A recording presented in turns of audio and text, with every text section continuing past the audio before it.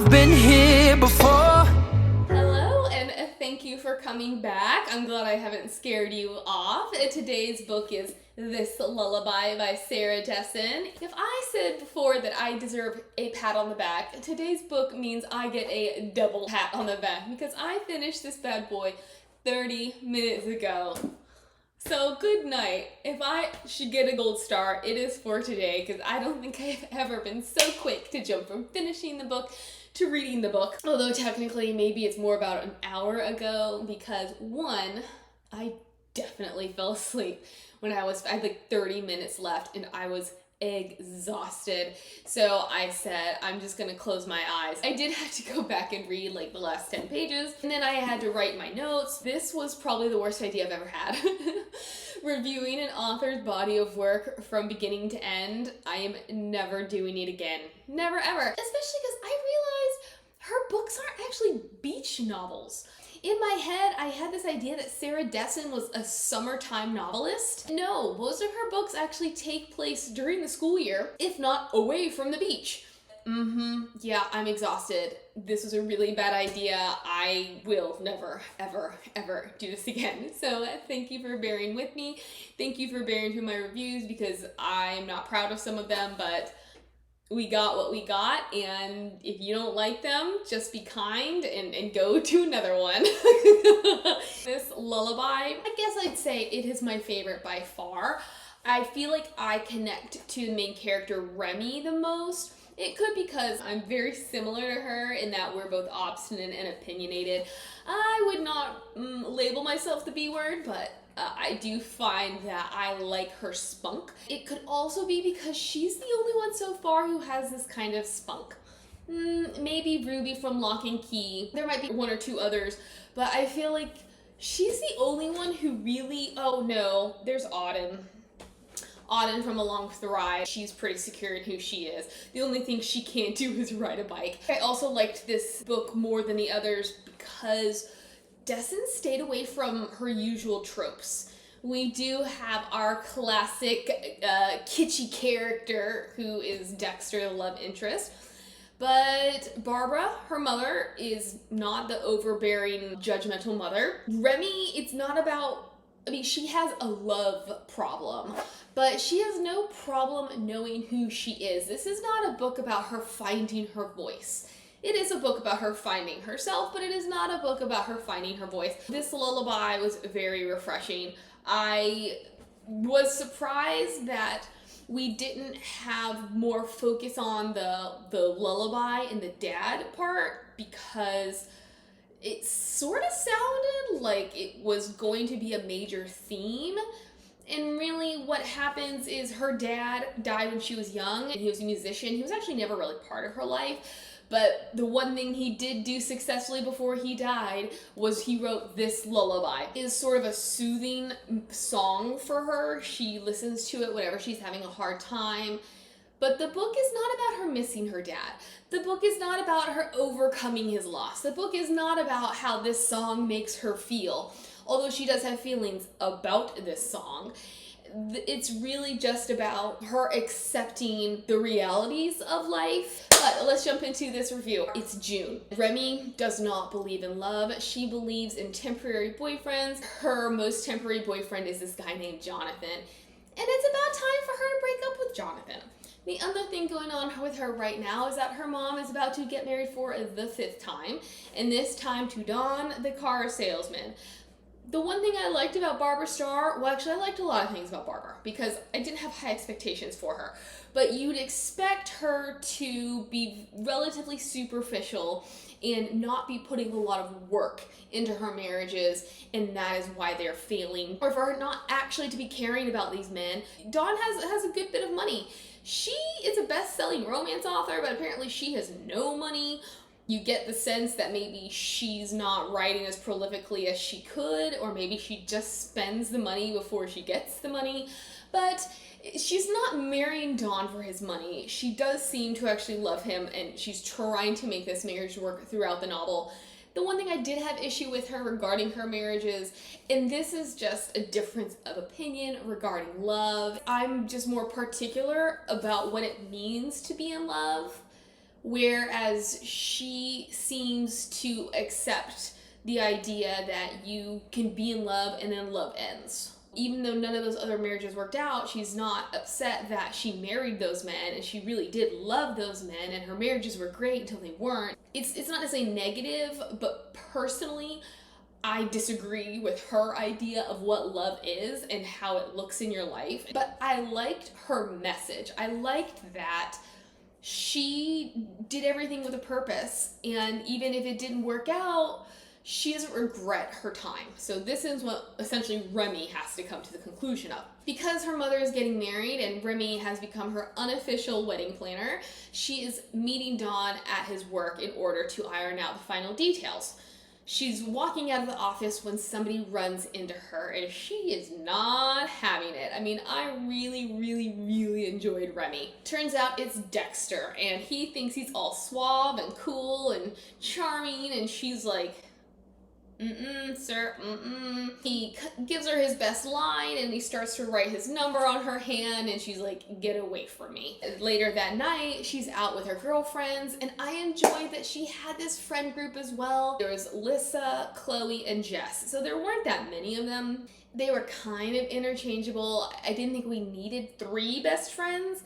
We did have a heavy focus on Lissa, a slightly heavy focus on Jess, and then Chloe. Sometimes I didn't know who was Chloe and who was Jess. I thought if we had combined Chloe and Jess, we could have done well. She's meeting up with her girlfriends and like, okay, what's the plan for tonight? Remy, who is very type A, has everything just so, is like, well, basically tonight is the night that I'm breaking up with Jonathan. Lissa is gonna go meet her boyfriend that she's been dating all through high school, and then the other girls are gonna go somewhere, and then all the girls will meet back together and have a good time. Okay, so excuse me, my brain just went, bah! They go to Bendo, she meets up with Jonathan. He says, hey, can we go to the house? I gotta grab something. And she's just trying to figure out how she can let him down. She's got her script, she's gonna do it. She's hanging out in his room, sitting on his bed, and she finds another girl's underwear. This incites a good amount of rage, which she uses to break up with him.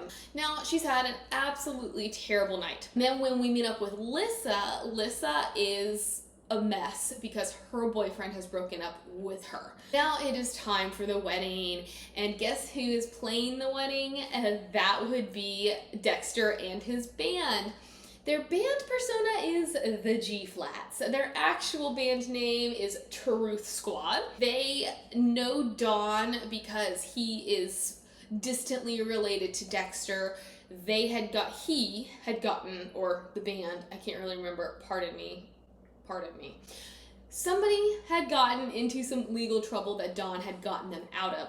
Playing their wedding is their way to repay him for what he did. Dexter is still coming on to Remy, and she's still not having it. She is not interested in him. That is not what she wants for her summer fling. We get to a couple days later where Remy is at work, and she works at the local salon, and this guy comes in. His name ends up being John Miller, and John Miller says, can I get a job? And she's like, we don't have any jobs, but okay. The salon owner comes out and she asks what he's doing, and he's like, I'm applying for a job. And she goes, well, can you do this? No. Can you do this? No. Well, honey, I love it for you, but you can't work here. But I do know someone over at the local coffee shop who owes me a favor, so we're gonna go get you a job over there. This is when we see Scarlett from Someone Like You, who John Miller falls head over heels in love with, but she's like, you're not dad material, so I'm sorry, but no. John Miller, on his way out, tells Remy, Dexter still talks about you. We are introduced to her brother Chris and his girlfriend Jennifer Ann. Chris has been reformed by Jennifer Ann. He, like so many characters in Sarah Dessen novels, was in legal trouble, which another thing, I had never realized how grungy her characters were.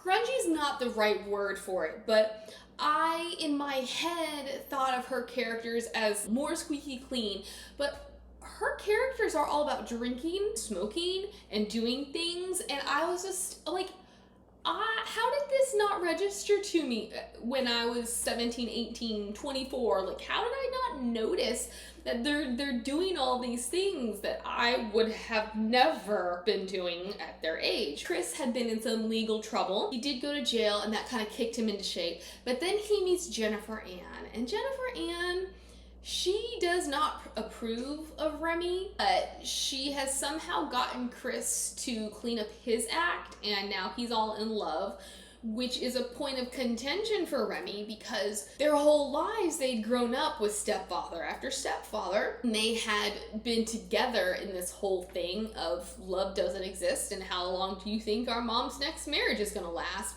And now he's all about, well, I love Jennifer Ann, don't talk to Jennifer Ann like that. I don't know if I liked Jennifer Ann or not. I think because Remy didn't like her, I didn't like her, but in the grand scheme of things, she wasn't actually a bad person or a bad character. It's just, I don't know, I guess she had her head on her shoulders a little bit better or differently than Remy, and so they didn't get along, so she just seemed kind of uptight and mean. This relationship was important for Remy to see because if Chris could turn around his thinking regarding love, maybe she needed to have a different perspective as well. She keeps having these run-ins with Dexter, and then one night she gets super duper drunk. This scene did bother me. She had earned a reputation for herself. She drank too much, smoked too much, partied too much, and she spent too much time in bed with boys. And so she's trying to clean up her act because she didn't like the person that she saw in the mirror. Which, can I say, I thought this was a little strange considering how type A she is, that she didn't have control of her entire life. In many ways, she reminded me of Auden from Along for the Ride. And Auden would never let herself get out of control this way. So I think that is what was a struggle for me, where I felt like sometimes her character was a little discordant. Now she is at this bar, gets into a combo with this guy named Sherman. Sherman makes it very clear that what he wants is to go home with her, to which she says no. And as she's trying to get away from him, she has to get kind of physical in order to get him off of her, which then lands her in trouble. Maybe she shouldn't have been rough with him, but why are they not saying, hey, what's the problem here?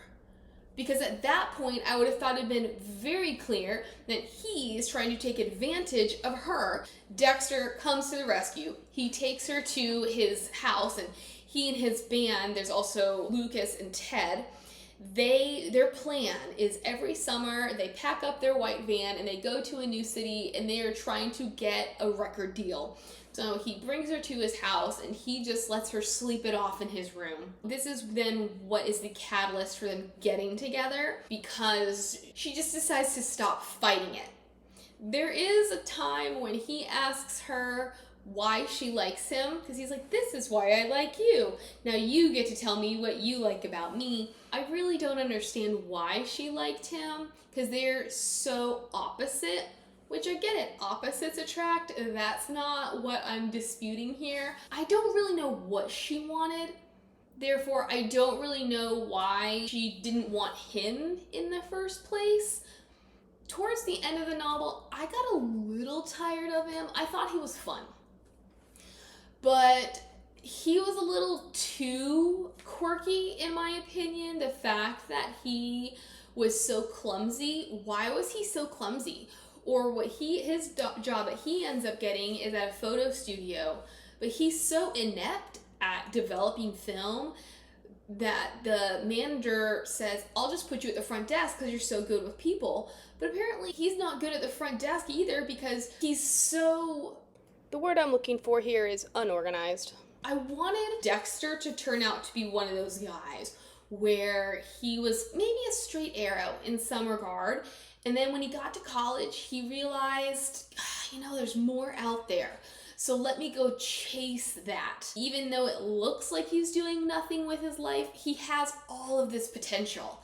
But Dexter doesn't seem to have much potential at all. So I do not know why they're together, but eventually she gives in and she's like, fine, we'll just be together. Naturally, this relationship is different than any other, even though she doesn't realize it, but all of her friends realize it. He gets her to be a little bit less anal retentive. She kind of gets domesticated, but she refuses to acknowledge this. And anytime somebody does try to bring it up, she's like, no. Regarding her mother's marriage, it actually seems to be going pretty well. She seems to be really into Dawn. She is starting on a new book.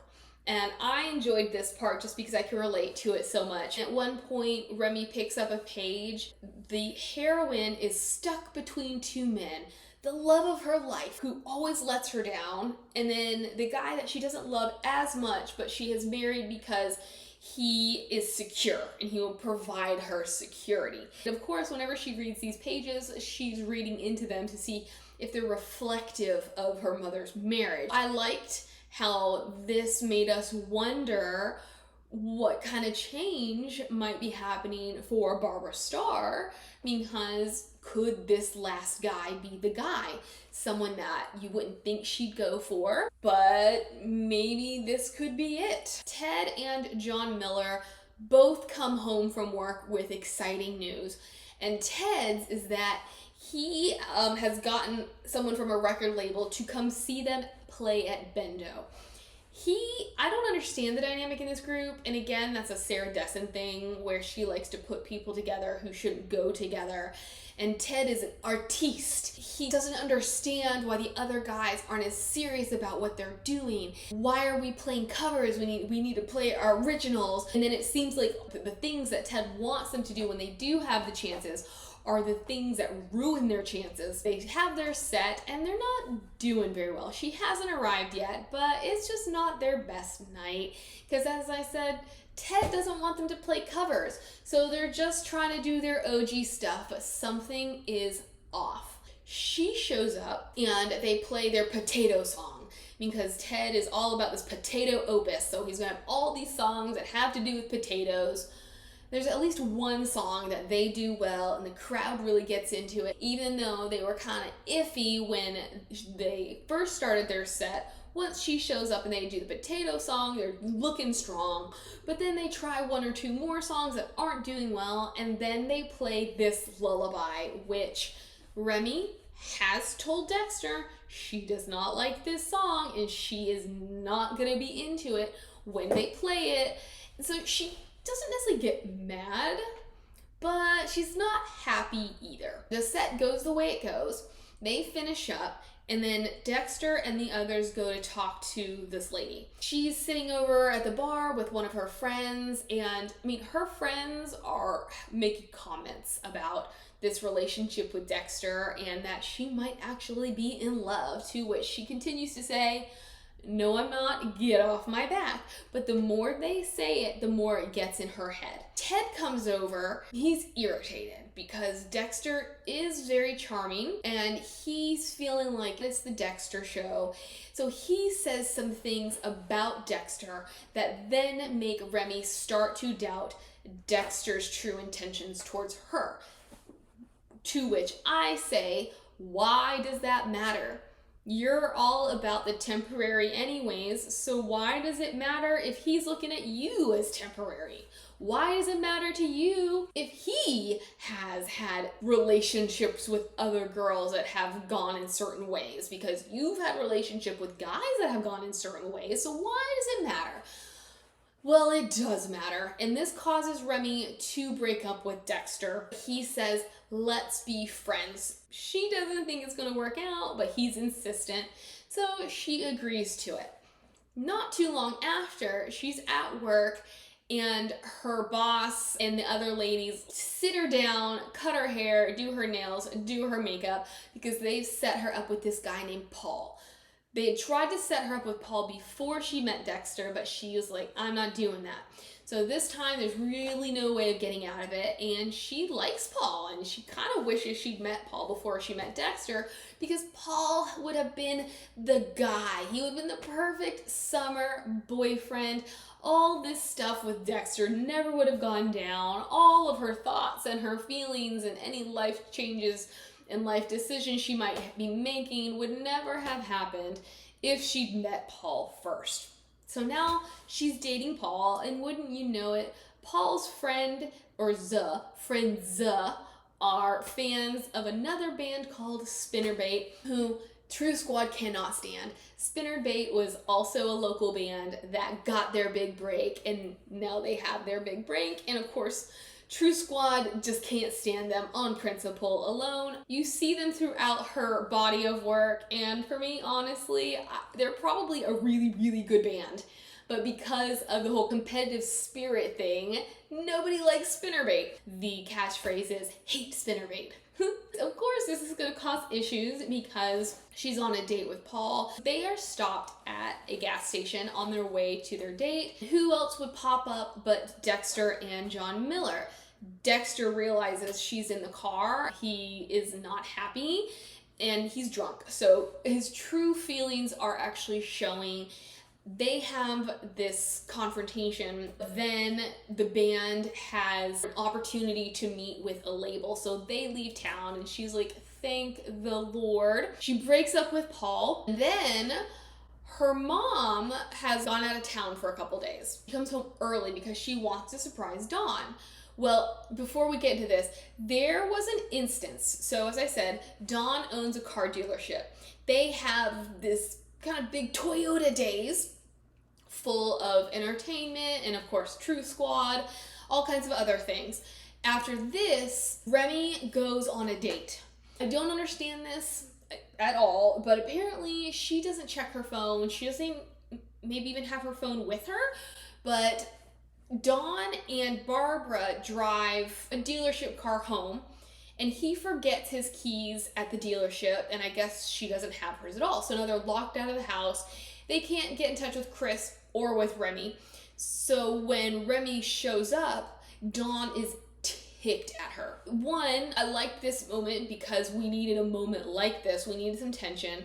However, when Remy and Dexter break up, it's the middle of the novel. I was actually surprised by how quickly they got together, but I guess they needed to get together quickly so that they could break up earlier.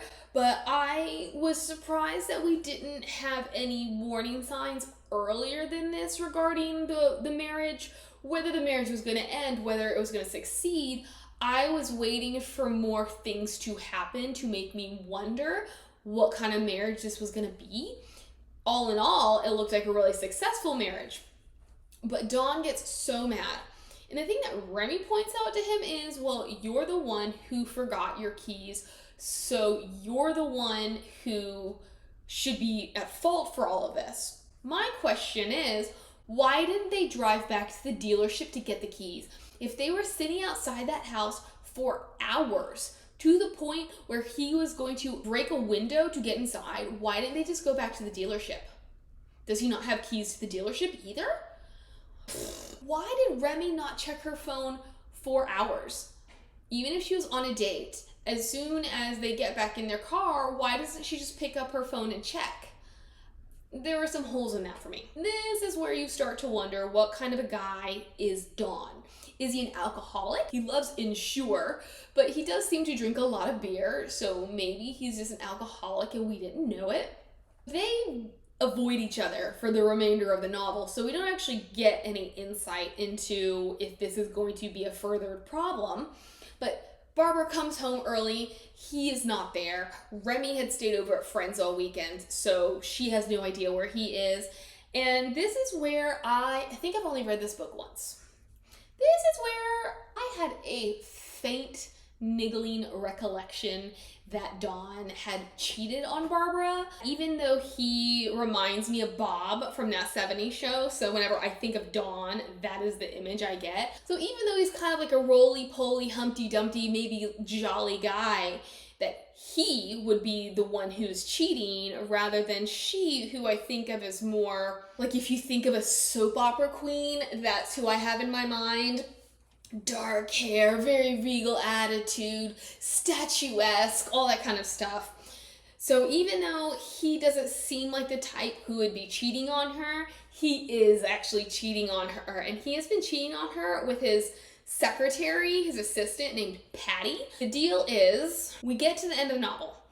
Remy is ready to go to college. The boys are back in town, and she has realized, you know what? Maybe this whole time I was too worried about me being the one to leave Dexter at the end of summer, when really, if all this works out for Dexter, he could have been the one leaving me, which he would have left anyways, because that's what they do, is every summer they go somewhere else. They were going to be separated anyways. It's time for her to leave, and the ladies, all of her coworkers, are celebrating her, and they're getting really drunk at the salon, and she looks across the way to the photo booth, and she's like, I'm going to go over there and make amends, because they haven't spoken since they encountered each other at the gas station. They do, and because one thing that they'd gotten into was making duplicates of certain pictures. So he's showing her all these funny pictures that they've made duplicates of, and she finds one of this lady doing a sexy pose in a bed, and she recognizes this lady,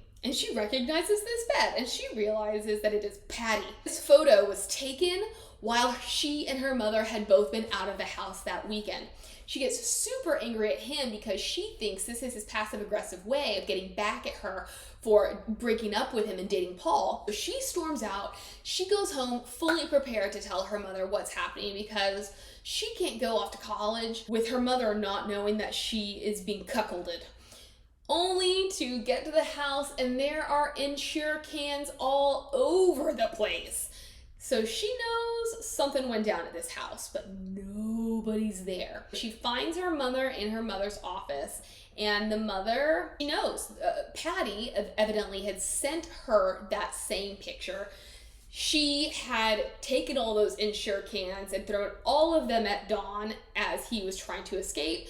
Apparently, she has really terrible aim, and she missed him with every single one, but the news or the story is that he and Patty had been having an affair even before he married Barbara. And at the wedding, this is your first clue, and this is the first time that I was like, wait a minute, I think I know what's gonna happen. Patty is overly emotional at the idea of Dawn being married. Fast forward, and she was the one who had been married. They'd been having an affair for some time, but she would not leave her husband. He had given her an ultimatum and said, look, if you're not going to leave your husband, I'm going to move on. He moves on, he gets married, but they resume, or perhaps they continue their relationship, which gets her butt in gear. She divorces her husband to get Dawn to divorce Barbara. She then sends this picture to Barbara. Obviously, the marriage is over, and Remy is like, oh crap. Now I have to go into parent mode because she's the one who always cleans up all these messes after Barbara. But Barbara looks at Remy and she's like, I'm gonna clean up after myself this time.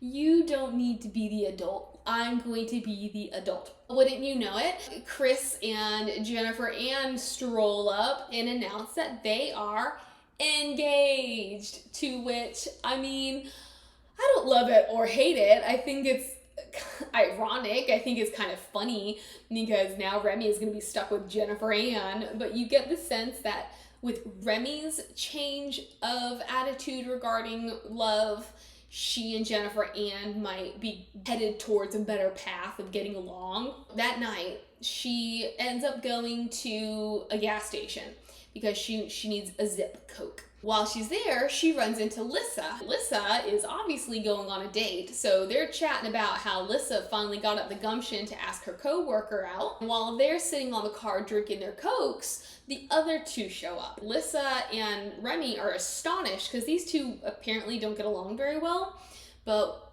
Chloe had gotten a flat tire, and yet again, nobody's answering their phones. Jess was her last option. Jess picks her up, they roll up to the gas station to get their own Cokes. And wouldn't you know who pulls up in a shiny new Land Rover from his dealership? Don. This part I did find humorous. Don goes inside the gas station and he grabs chips and a bottle of aspirin, to which Remy decides chips must be an adulterer's favorite meal. So there's one thing that at least she and Jess do. They're both like, are you thinking what I'm thinking? So all four girls, as Dawn is driving past, throw their Cokes at him, and each one hits a certain mark, but Lissa's is the one that actually makes it into the car.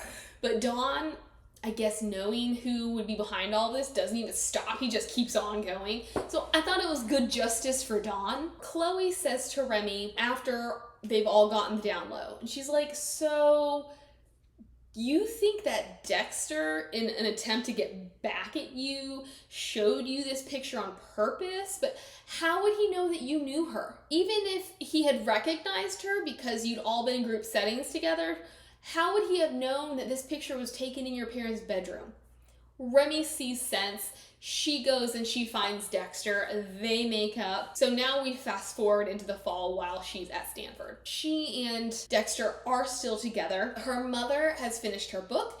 And the thing about this book that is different from all of her others is that the heroine did not choose either of the guys. She chose herself. And then we see that that True Squad has at least filmed a demo. And on the demo, not only do we have the Potato Song, but they do have a rendition of this lullaby. That's in the novel. Yeah, it looks like I should have written better notes because I feel like I could have done better. But this is what I have, and this is all I have time for. So thanks for sticking with me, and I'll see you tomorrow. Bye.